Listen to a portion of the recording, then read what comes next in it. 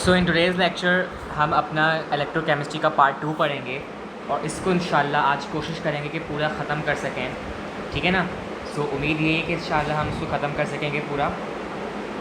सो सबसे पहले आज हम जो टॉपिक पढ़ेंगे इस चैप्टर का, that is the oxidation number, कैसे फाइंड करते हैं, या फिर व्हाट इज़ ऑक्सीडेशन नंबर और व्हाट इज़ ऑक्सीडेशन स्टेट। इसको डिफ़ाइन करेंगे और उसको फाइंड करने का मेथड भी पढ़ेंगे। So what is oxidation number or oxidation state? A number assigned to an element, एक एलिमेंट को एक पर्टिकुलर नंबर जो असाइन किया जाता है इन अ केमिकल कॉम्बिनेशन, जब वो एक केमिकल कॉम्बिनेशन में होता है किसी भी एलिमेंट के साथ, विच रिप्रेजेंट, जो उसको रिप्रेजेंट करता है द नंबर ऑफ इलेक्ट्रॉन्स, वो रिप्रेजेंट करता है नंबर ऑफ इलेक्ट्रॉन्स लॉस्ट किए हुए या फिर गेन किए हुए। If the number is negative, अगर नंबर जो है नेगेटिव है, by an atom of that element in the compound, तो इस कॉल्ड इट्स ऑक्सीडेशन स्टेट, यानी कि वो जो इलेक्ट्रॉन लॉस करता है, गेन करता है एटम के ज़रिए of the element in the compound. So a reaction is considered as a redox reaction if the oxidation numbers of the elements in the reaction change in the course of the reaction. अगर मेरे पास एक reaction में oxidation state किसी भी element की change हो रही है, तो उसका मतलब that is the redox reaction. That's why you can find that where is the redox reaction taking place. We can determine which elements undergo a change in oxidation state. एक पूरे process के मुतालिक हम उसको डिटरमिन कर सकते हैं। तो पूरा method of finding oxidation state या ऑक्सीडेशन नंबर। सो इसके कुछ रूल्स हैं। सो रूल्स से स्टार्ट करेंगे। So we have a number 1 rule, the oxidation state, oxidation number of an element in its free state या फिर अनकम्बाइंड स्टेट या फिर प्योर फॉर्म, जैसे कि मैंने बताया था, स्टेट इज़ ज़ीरो। उसमें उसकी स्टेट होगी zero. For example aluminium solid, इसकी होगी ज़ीरो। जिंक सॉलिड मैंने बताया था, इसकी होगी zero. So this is also true for elements found in nature. जैसे कि डायटोमिक एटम्स हैं मेरे पास, हाइड्रोजन, इसकी एटम ऑक्सीडेशन स्टेट भी ज़ीरो है, ऑक्सीजन की भी, नाइट्रोजन की भी, फ्लोरीन की भी, क्लोरीन की भी, ब्रोमीन की भी और आयोडीन की भी। ये सब ज़ीरो हैं इसके oxidation state, because these elements are in their pure form. So ये रूल नंबर 1 है। आगे बढ़ते हैं rule number 2, the oxidation number of a mono atomic, यानी कि 1 एटम जिसके पास होता है, सिर्फ एक atom, singly atom, ion, is the same as charge on ion. जो आयन पे चार्ज होता है ऑक्सीडेशन नंबर प्योर फॉर्म में, उसी के ऊपर, जैसे कि आयन Na+ है, सोडियम, तो उसके ऊपर चार्ज सिर्फ 1 का है, so its oxidation state is +1। S2- में इसके पास 2 का चार्ज है, तो उसकी ऑक्सीडेशन स्टेट है -2। सो ये रूल नंबर 2 था। That is also very easy. Next बढ़ते हैं। We have rule number 3, that is the sum of all oxidation numbers in a natural compound is 0। मतलब क्या है बता रहा हूँ। The sum of all oxidation numbers in a polyatomic, जिसमें बहुत ज़्यादा एटम्स हों, many atom, ion is equal to the charge on the ion। for example अगर मेरे पास ये SO4 2- और यहाँ पर मेरे साथ H2SO3 इसके साथ कंबाइन है, सल्फ्यूरस एसिड, तो इस कंपाउंड की ऑक्सीडेशन स्टेट क्या होगी, जो चार्ज है उसके ऊपर। सो SO4 के ऊपर 2 माइनस चार्ज है, तो oxidation state of this compound is -2। तो ये कहना चाह रहे हैं कि जब पॉली एटॉमिक फॉर्म में आपके जो एलिमेंट्स कंबाइन हो तो उनकी ये ऑक्सीडेशन स्टेट होती है which is the equal to their charge. अब ये जो रूल है ये केमिस्ट को अलाउ करता है कैलकुलेट करने की number of an atom that may have multiple oxidation states if the other atoms in the ion have known oxidation number. अगर अदर आयन्स से हमारे पास ऑक्सीडेशन नंबर मालूम है हमें चार्ज, तो हम उससे ऑक्सीडेशन नंबर मालूम कर सकते हैं। यानी कि the sum of all oxidation number the natural compound is 0, जो मैंने बताई थी वही ऊपर वाली बात। प्योर एलिमेंट में भी जो हम सम करेंगे तो भी हमारे पास 0 आएगा। Number 4, the oxidation number of an alkali metals. Alkali याद है पीरियोडिक टेबल के जो फर्स्ट ग्रुप के मेंबर्स होते हैं, alkali metals of group 1A इन किसी भी कंपाउंड में उस अल्कली मेटल की जो स्टेट होती है दैट इज़ +1। अब हम आगे पढ़ेंगे भी sp ब्लॉक एलिमेंट्स में अल्कली मेटल्स को। So the oxidation number of an alkaline earth metals that are the group 2 elements, alkaline earth metals, तो उसके अंदर क्या होती है that we have alkaline earth metals group 2A की अगर मैं बात करूँ, so these have +2 oxidation state. Rule number 5, the oxidation number of oxygen, ये बड़ा इंपॉर्टेंट पॉइंट है। Oxygen in a compound, oxygen अगर किसी कंपाउंड में है तो उसकी ऑक्सीडेशन स्टेट होगी -2। अगर oxygen in a class of compounds called peroxides, एक पेरोक्साइड्स क्लास होती है जिसको मैं फॉर एग्जांपल हाइड्रोजन पेरोक्साइड्स H2O2, तो इसमें हाइड्रोजन की ऑक्सीजन की ऑक्सीडेशन स्टेट क्या होनी चाहिए 1। कब -1 होनी चाहिए, जब ये पेरोक्साइड्स में हो, जब ये पेरोक्साइड्स में हो, ऐसे कि मैंने आपको दिखाया H2O2, तो इसमें इसकी ऑक्सीडेशन स्टेट होती है -1। और if the oxygen is bonded to fluorine like FO2, तो इसमें ऑक्सीजन की ऑक्सीडेशन नंबर क्या होनी चाहिए +1। तो ये रूल भी याद कर लो कि पर ऑक्साइड में इसकी -1 होती है, MCQ के लिए इंपॉर्टेंट है। पर ऑक्साइड्स और बॉन्डेड टू फ्लोरीन तो इसकी होगी +1, ठीक है ना। आगे बढ़ते हैं और रूल नंबर 6 को which is third last rule, the oxidation state of hydrogen in a compound, compound के अंदर होती है +1। वैसे ही तो नॉर्मल बात है, सबको पता है हाइड्रोजन की ऑक्सीडेशन सिर्फ +1 ही होती है।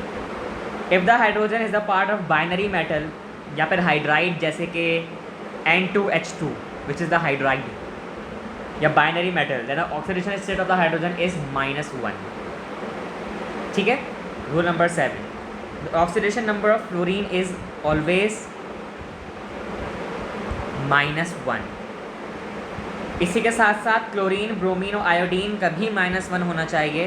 क्लोरीन, ब्रोमीन, आयोडीन का भी Cl2Br2 और इसका भी -1 होना चाहिए, unless they are in combination with an oxygen और फ्लोरीन। अगर वो ऑक्सीजन और फ्लोरीन के साथ नहीं हैं तो इनका -1 होना चाहिए।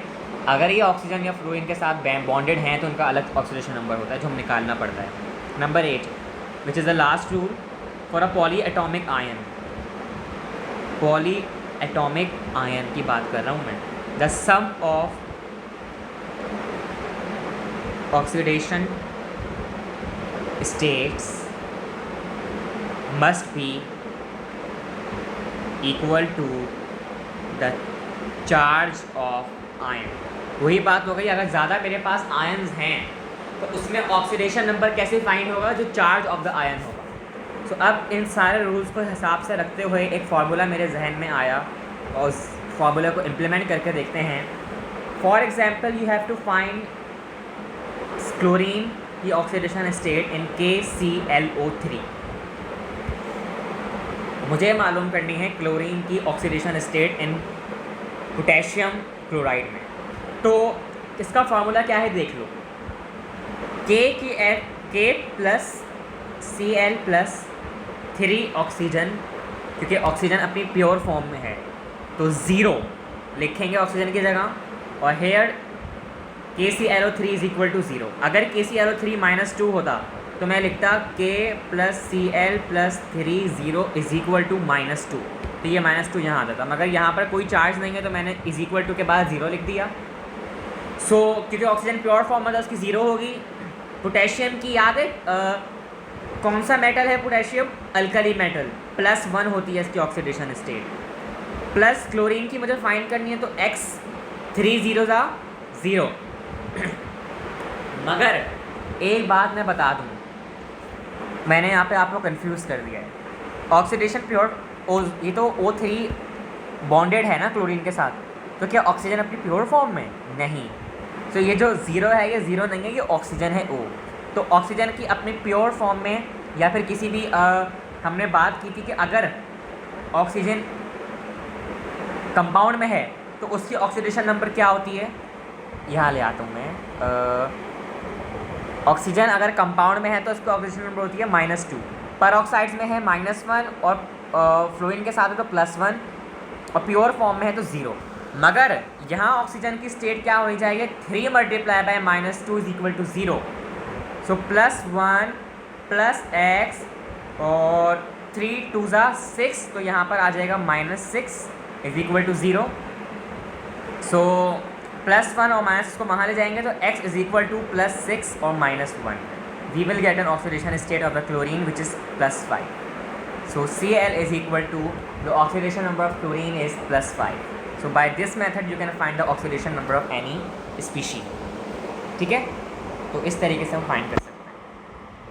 इसी के साथ साथ मेरे पास एक और इसका क्वेश्चन है, that is the oxidation state of carbon in CnO-1 cyano oxide में, या साइनो ऑक्साइड में कार्बन की ऑक्सीडेशन स्टेट क्या है। वैसे जो CN होता है that is the nitrile, organic में पढ़ेंगे अभी हम, अगर आगे जिक्र हो तो नाइट्राइल या फिर साइनाइड। तो साइनाइड ऑक्साइड में या साइनो ऑक्साइड में कार्बन की ऑक्सीडेशन स्टेट क्या है अभी देख लेते हैं। सबसे पहले X लिखूँगा मैं, क्योंकि कार्बन की फाइंड करनी है। अच्छा, नाइट्रोजन की क्या होती है? नाइट्रोजन के पास 3 पेयर्स होते हैं बॉन्डिंग और एक होता है लोन पेयर। सो -3 इसके हो गए oxidation state, plus oxygen pure form में है या कंपाउंड फॉर्म में है? कंपाउंड फॉर्म में, तो क्या होनी चाहिए? -2 = क्या होगा? -1 चार्ज। ठीक है, मैंने बताया था।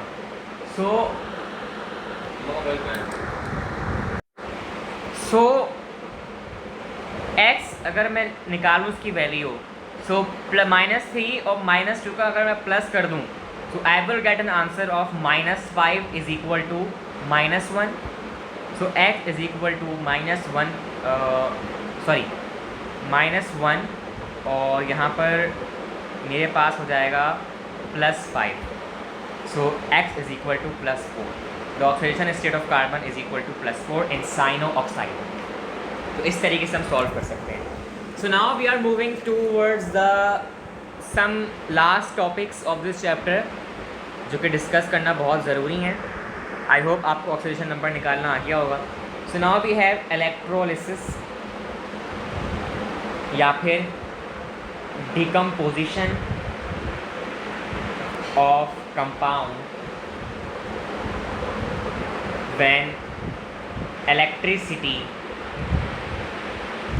Is applied. जब भी इलेक्ट्रिसिटी अप्लाई की जाती है सो इलेक्ट्रोलिसिस या फिर डिकम्पोजिशन ऑफ द कंपाउंड क्या होती है हम उसको पढ़ते हैं। सो आओ उसको डिस्कस करते हैं। So first of all we have molten या फिर एक्वस, जो पानी के अंदर डिज़ोल्व हो, आयोनिक कंपाउंड्स आर केपेबल जैसे कि ऑफ कंडक्टिंग। ये तो हम सबको पता है, मोल्टेन फॉर्म में हमेशा अगर NaCl को डालो या किसी भी चार्ज आयन को डालो that will always conduct electricity, because they have, क्योंकि उनके पास फ्री आयन्स होते हैं या फ्री इलेक्ट्रॉन्स होते हैं या मोबाइल इलेक्ट्रॉन्स होते हैं या मोबाइल आयन्स होते हैं टू मूव, मगर वो सॉलिड फॉर्म में तो बॉन्डेड होते हैं। सो अब मेरे पास एक टर्म होती है that is a electrolyte. So what is an electrolyte? Ionic compound which conducts electric current, जो इलेक्ट्रिक करंट को कंडक्ट करता है आयोनिक कंपाउंड इन मोल्टेन या फिर aqueous solution so it is being decompose, वो खुद डिकम्पोज हो जाता है। बीइंग डिकम्पोज यानी कि अगला आइटम बनाने की कोशिश करता है इन द प्रोसेस। ठीक है ना, ये तो हो गया इलेक्ट्रोलाइट। तो सोडियम NaCl में मेरे पास इलेक्ट्रोलाइट सोडियम भी हो सकता है और क्लोरीन भी हो सकता है। अब अगर मैं बात करूँ व्हाट इज़ एन इलेक्ट्रोड, ये बहुत बेसिक डेफिनेशन याद करने की नहीं है। रॉड या फिर ऐसी plate where electricity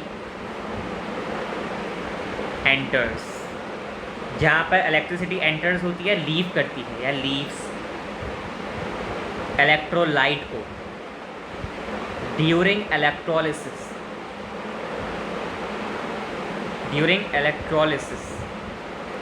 that is called electrode. And reaction जो है अगर MCQ में आए, that in electrochemistry and electrolysis where does the reactions occur, तो reaction occurs at electrodes. Reactions हमेशा इलेक्ट्रोड्स पर होते हैं। यार मैंने कल बनाया था इलेक्ट्रोड इस टाइप का, तो जिंक के प्लस आयंस आपके मूव कर रहे थे टूवर्ड्स द कैथोड, ये उस टाइप का इलेक्ट्रोड होता है, that is the rod. Anode क्या होता है मैंने बताया था, NOx, जहाँ पर ऑक्सीडेशन होती हो, और कैथोड क्या होता है मैंने बताया था जहाँ पर ऑटोमेटिकली रिडक्शन होती है। ठीक है, and cathode is always negative and anode is always positive. ठीक है ना, अगर हम गैल्वेनिक सेल की बात करें या फिर वोल्टेक सेल की बात करें। सो एक क्वेश्चन मैं पूछूं अगर आपसे, why do solid ionic compounds does not conduct electricity. हमें पता है इलेक्ट्रिसिटी हमेशा फ्री मूविंग आयंस में कंडक्ट होती है। आयंस अगर सॉलिड स्टेट में हो तो वो एक फिक्स्ड पोजीशन में होता है अपने क्रिस्टल लैटिस के अंदर, जब भी वो मूव नहीं कर सकते, जब भी इलेक्ट्रिसिटी कंडक्ट नहीं करते, that is the reason. So let's move towards another thing.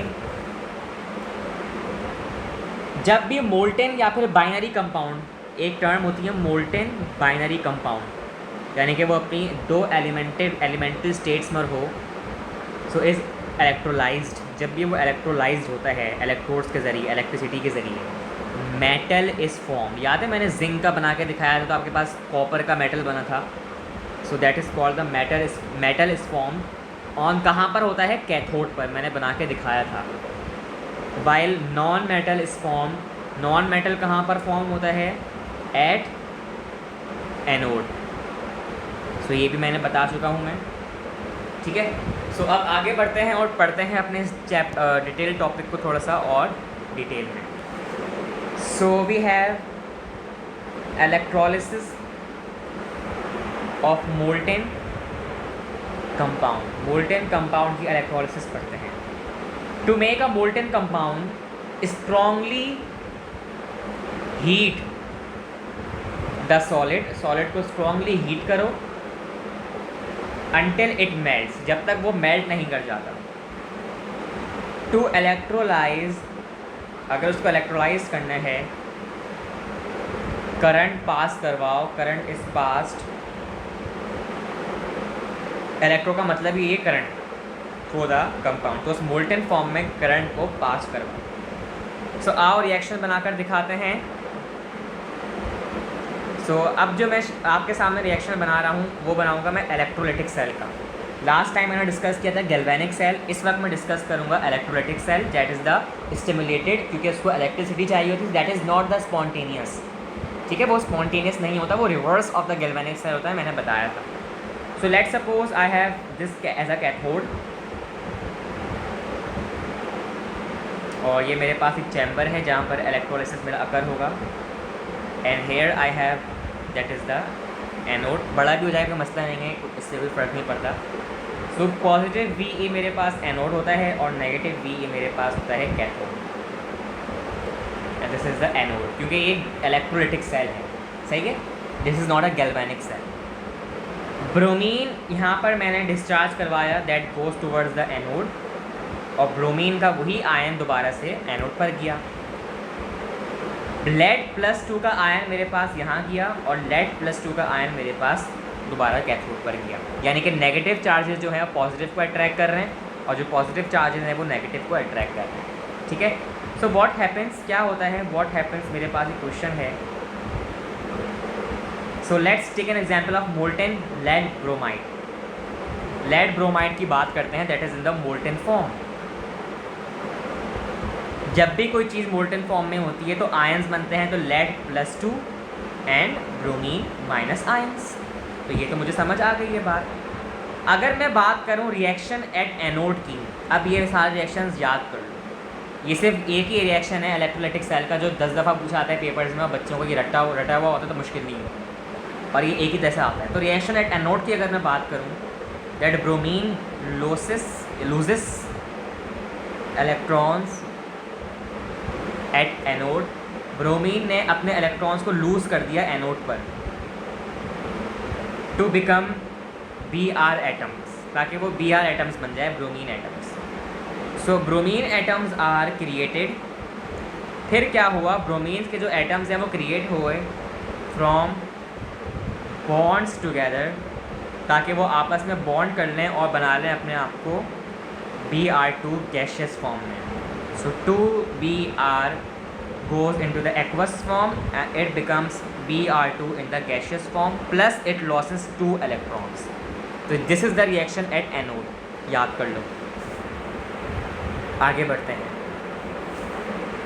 So talking about the reaction at cathode, अगर मैं कैथोड पर रिएक्शन की बात करूँ, so lead +2 gains electrons. Lead +2 ने इलेक्ट्रॉन्स को गेन किया एट कैथोड पर, क्योंकि कैथोड पर नेगेटिव साइन है, तो नेगेटिव साइन हमेशा इलेक्ट्रॉन्स पर होता है। टू बिकम क्या बनेगा, लेड एटम या lead metal, becoming liquid lead, ताकि वो लिक्विड लेड बन जाए और लिक्विड लेड 2 बन जाए। ठीक है। So lead +2 in aqueous form undergoes it reduction occurs and lead liquid form में मेरे पास प्रोड्यूस हो गया जब से 2 इलेक्ट्रॉन्स गेन किए। सो ओवरऑल अगर मैं इक्वेशन बनाऊँ, so I have lead bromide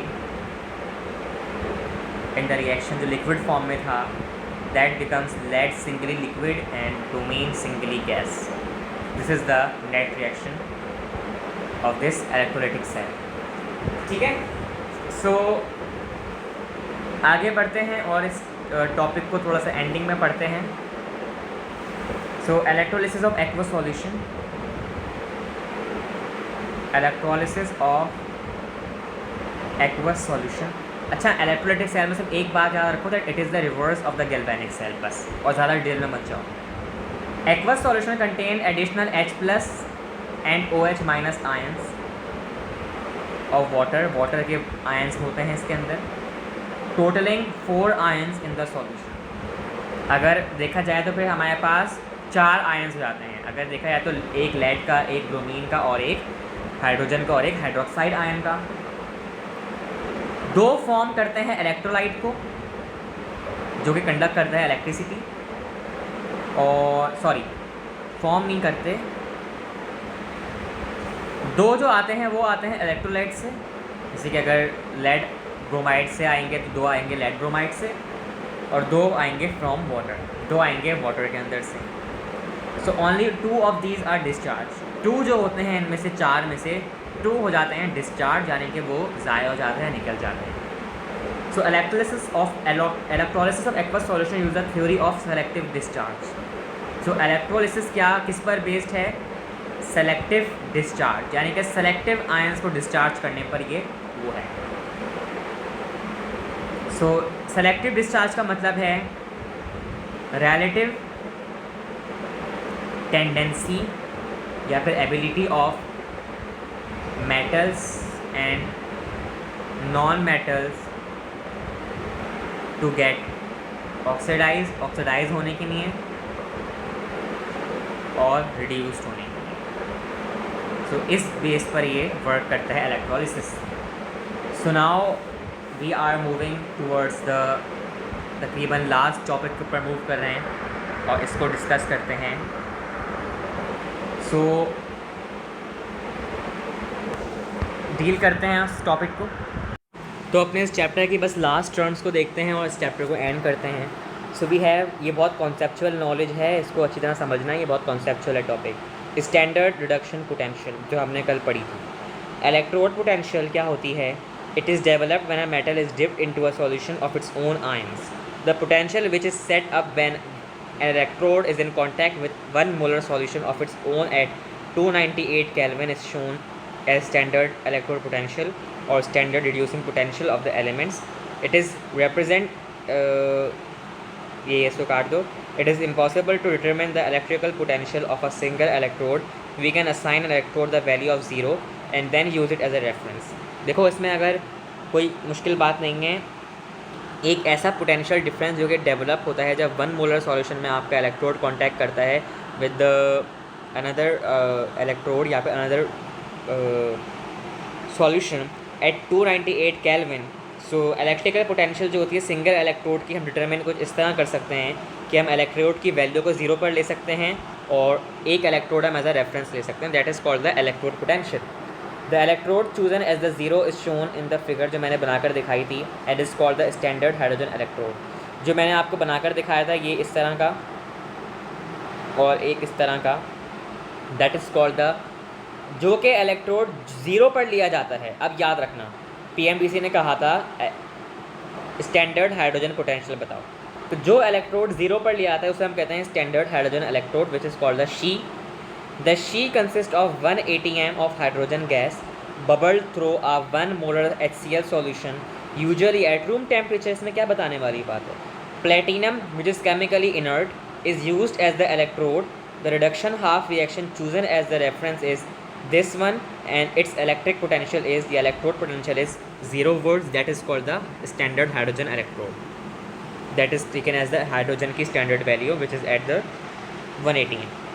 E is the standard reduction potential. The superscript on the E denotes standard conditions 1 bar 1 atm for gases 1 molar for solutes. The voltage is defined as 0 for all temperatures.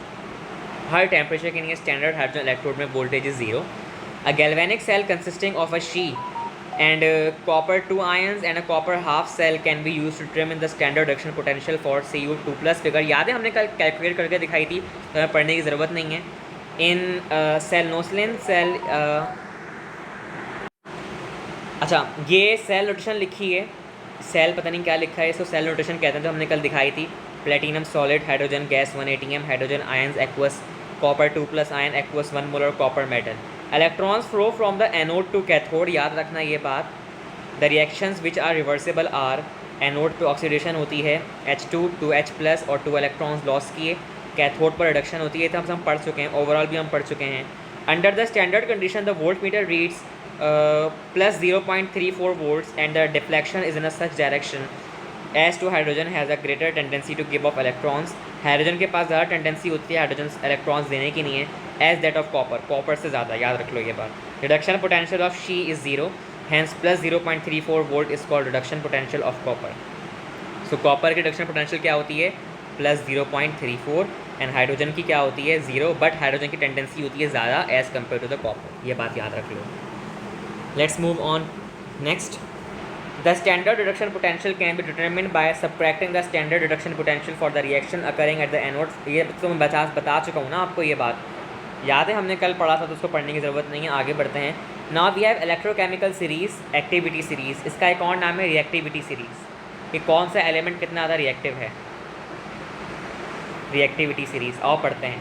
When elements are arranged in order of their standard electrode potential on the hydrogen scale, the resulting is known as the electrochemical series or activity series. अपनी standard hydrogen potential के मुताबिक जो elements को हम place करते हैं एक series के अंदर उसे कहते हैं electrochemical series. What is the standard reduction potentials? The potential of a voltaic cell as a whole will depend on the half cells that are involved. half cells पर depend करेंगे. Each half cell has a known potential called its standard reduction potential. E0 हम पढ़ चुके हैं. The cell potential is a measure of the difference between the two electrode potentials. यानी कि दो electrode potentials की डिफरेंस को कहते हैं cell potential. And the potential at each electrode is calculated as the potential for the reduction at the electrode. Reduction जो electrode पर होती है उसके जरिए कैलकुलेट की जा सकती है. That's why their standard reduction potentials not standard oxidation potential. क्योंकि हम रिडक्शन की मदद से कैलकुलेट कर सकते हैं उसकी वैल्यू को मगर हम ऑक्सीडेशन की मदद से नहीं कर सकते. तो that is called the electrochemical series. So here we have completed our chapter electrochemistry and it was the lengthiest chapter of the PMDC all subject. जो हमने बायो फिजिक्स केमिस्ट्री में सबसे ज़्यादा lengthiest chapter क्या था इलेक्ट्रोकेमिस्ट्री। आई hope आपको समझ आया होगा, इसकी प्रैक्टिस करो। इंशाल्लाह जब हम पास्ट पेपर्स करेंगे तो हम इसके अंदर बहुत डिटेल में जाएंगे और अच्छी तरह पढ़ेंगे। सो आई होप आपको ये सब चीज़ें समझ आएंगी। सो इंशाल्लाह the next lecture we will be studying the second year chemistry of PMDC।